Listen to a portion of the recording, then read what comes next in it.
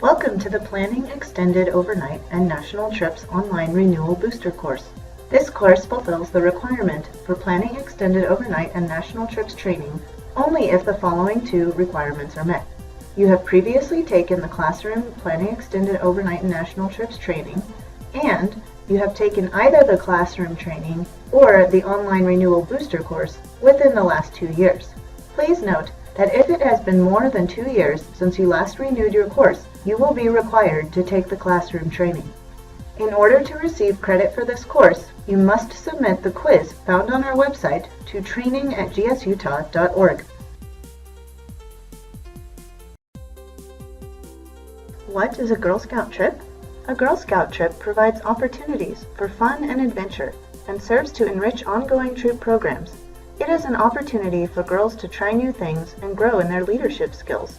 A Girl Scout trip needs a clear purpose, parental or guardian support, to be realistic and detailed, to have a detailed financial plan, to have a health and safety plan, and it needs council approval. To make a Girl Scout trip, think about and agree on these questions. Why do we want to go on this trip? How will this Girl Scout trip differ from a family trip?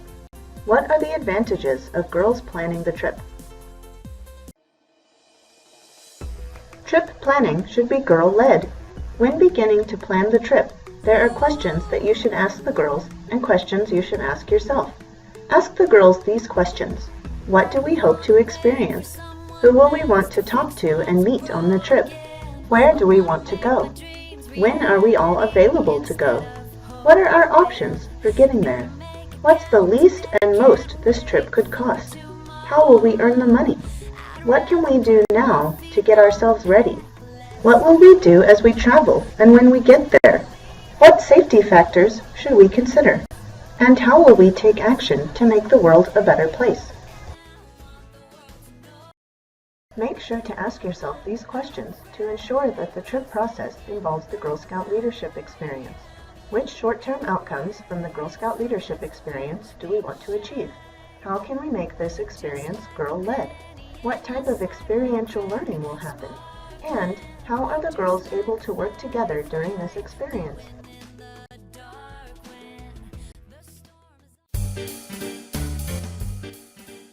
You are probably familiar with this chart, which shows the required girl-to-adult ratios for traveling with girls. You must always have a minimum of 2 unrelated adult members of Girl Scouts who have passed a criminal background check. Make sure to check the number of girls who will be going on the trip and plan accordingly for the required number of adult chaperones. Remember, Girl Scout trips are a unique experience for girls, unlike what they may experience with family or other groups. Therefore, it is not recommended to bring any more adults than is required by the girl-to-adult ratio requirements. One of the adults needs to be a first aider who has a current CPR First Aid AED certification by a formally recognized organization, such as the Red Cross. Tag-alongs, or anyone who is either not a registered member of Girl Scouts or is not the correct age level for the group, may not go on any Girl Scout trip. Additionally, make sure that the girls choose the chaperones, and keep in mind that some girls may or may not feel comfortable with their mother coming on the trip.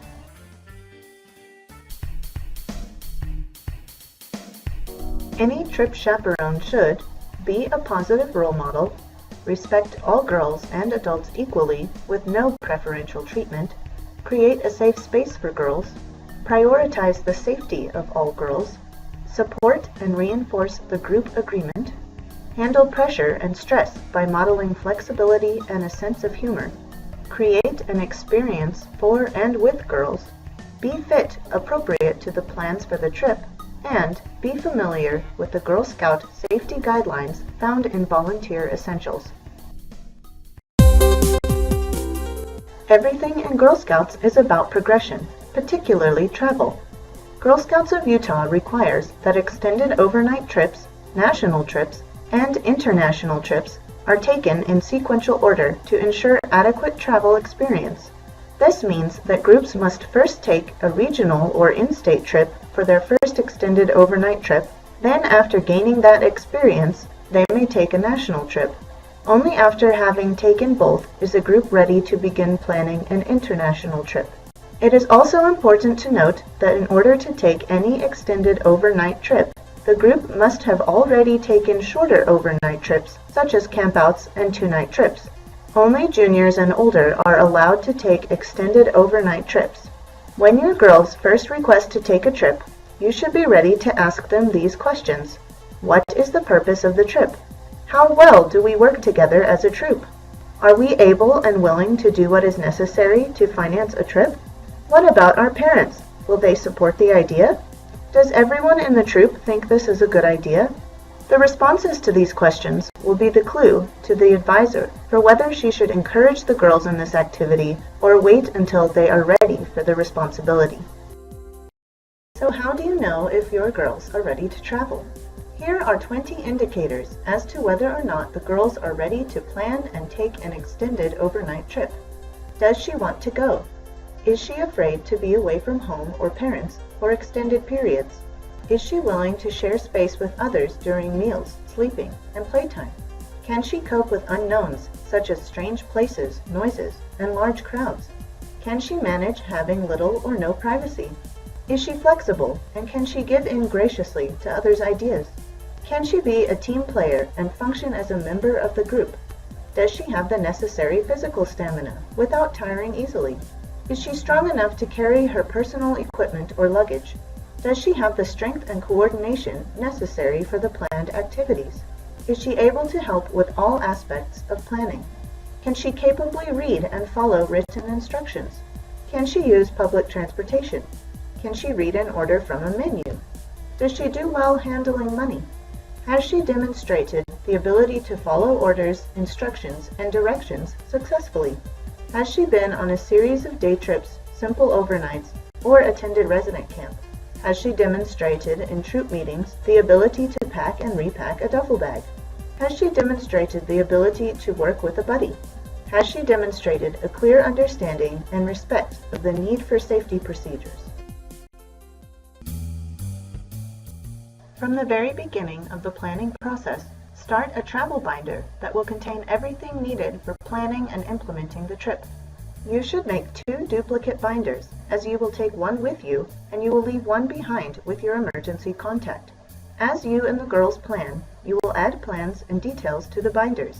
These include a trip itinerary, a map or directions, a trip roster, the Girl Scouts of Utah emergency information card, permits and reservation information, cell phone numbers for each driver, license plate numbers and the make and model of each vehicle, confirmation or copies of each driver's current driver's license and current auto insurance card, name and phone number of the troop emergency contact, the trip agreement, the parent or guardian permission slips for each girl, emergency medical information for each girl and adult, event release and health history forms for each girl and adult, a current picture of each girl, and copies of necessary trip documentation, such as passports, birth certificates, or other documentation.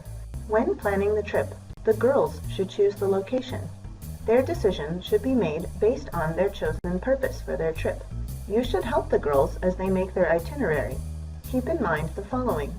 Itineraries should be specific, outlining the time of day, location, and cost of each activity. The girls should choose what goes onto their itinerary. You are there to help guide and support their discussion by asking questions that make them think. For example, what will you learn by doing that? Or, are you going to do any take-action projects that make the world a better place? Make sure that their itinerary is realistic. Try to get them to determine this by asking them tough questions. Make sure the girls have included some time to relax and reflect. For any extended overnight trip, the online travel application must be filled out and submitted a minimum of 6 weeks prior to the planned departure. Make sure you have checked safety activity checkpoints for each of your planned activities and that you have reviewed all of the policies for travel laid out in Volunteer Essentials before submitting your application. Your application will ask you about the following information: troop and community information, lead volunteer information, dates and destination of the trip, training that has been completed by the adults, first aider information, travel itinerary, and troop roster. The Council will review your application, check to confirm that the training requirements have been met, and check with you about insurance, any high adventure activities, and any other questions they may have before approving your application. In order to take girls on an extended overnight trip, the adult volunteers going on the trip are required to have taken Planning Extended Overnight and National Trips training within the last 2 years. This online booster course, which you are watching now, is accepted for this requirement only if you have previously taken the classroom course and you have taken either the classroom course or the online booster within the last 2 years. Girls must be involved in all aspects of trip finances, including deciding how funds will be raised and spent and developing budgets for specific activities. Girls should decide how much money it will take to go on the trip, how will the money be earned, how much must each girl or adult pay, what are the monthly targets, what happens if girls can't afford their share, when must money be paid to the hotel, airline, and other services, what extra insurance must the group purchase, and what will you do if you don't have enough money? There are 3 types of funding sources that girls can use. Individually earned girl money, which is money earned in the name of Girl Scouts by an individual girl. All money earned belongs to the event. Parent or family payments. This is money paid by the parent or family to support the trip. This money is refundable to the girl should she decide not to go on the trip, so long as no expenses have been incurred. If money has already been used toward the trip, that money is not refundable. Group money. This should source the bulk of the funding and includes money earned by group money earning activities. These include the annual cookie program and other group money earning activities. Monies earned in the name of the trip are not owned by the girl, but by the trip. If a girl chooses to leave the group, funds earned within the group remain within the group. It is essential that girls decide when and how the money will be spent. The adult volunteer may support the girls by asking them tough questions to help them create a realistic budget. However, they may not decide how the girls will spend their group money. It is important that the group decides what will be done with the money if plans change. Girls should agree upon a plan for each of the following scenarios before money earning begins. What will happen to the money if the trip does not happen? What if individual girls drop out of the trip? What if a new girl joins the group after money earning activities have taken place and wants to go on the trip? What if the troop does not earn the projected income? Groups should discuss, write, and sign a trip contract that includes how money, reservations, deposits, girl payments, if any, refunds, and other expenses will be handled before any money is ever collected. Girls, volunteers, and parents should sign this contract. Volunteer Essentials lists specific policies for money-earning projects. These include written permission for any troop money-earning project must be secured from the community finance representative at least 2 weeks before the project occurs. No troop money-earning projects may be conducted during the Girl Scout Cookie Program. Adult troop volunteers must receive written permission from a girl's parent or guardian before she can participate in any money-earning project, including the Girl Scout Cookie Program. Individual girl participation in money-earning activities is voluntary. Girls may not request or solicit direct cash contributions or donations. Money-earning activities may be conducted only when there is need for additional income for a specific program activity and should not exceed what the troop needs. Money-earning activities must meet Utah state laws. Games of chance, for example raffles, bingo, and card games, direct solicitation for cash, or the endorsement or sale of non-Girl Scout commercial products are not permitted. Girl Scout juniors, cadets, seniors, and ambassadors may have a maximum of 2 annual money-earning projects in addition to the cookie program. Make sure to check Volunteer Essentials and review all money-earning policies before planning money-earning activities. Make sure to follow each of the policies in Volunteer Essentials regarding transporting girls, first aider requirements, sleeping arrangements, and hotel security and safety. When registering and checking into accommodation, adults should handle all registration procedures, including room assignments. Whenever possible, adults should be in adjoining rooms to girls. When entering rooms, adults should check the room for appropriate linens, glasses, and other supplies. And adults should make any necessary calls for additional supplies or room concerns throughout the stay. Girls should keep rooms clean and neat and should leave their rooms in good condition. Groups should follow pre-established guidelines for phone calls during the trip. Girls should never announce their names or room numbers in public and should not wear name tags. Remind girls not to leave valuable items, such as cash or passports, in their rooms. Adults should ensure that girls do not leave their rooms after lights out. Girls may not use pools or hot tubs unless a certified lifeguard is on duty. This is an insurance and liability requirement. Make sure girls are educated on and follow the appropriate tipping expectations for the place they are visiting. Tipping may be appropriate for eating establishments, hotel hospitality staff, transportation, and other situations. Activity credits may be used by cadets and older for extended overnight trips. In order to use activity credits, submit the credits to the council before they expire and designate that they are to be used toward the trip.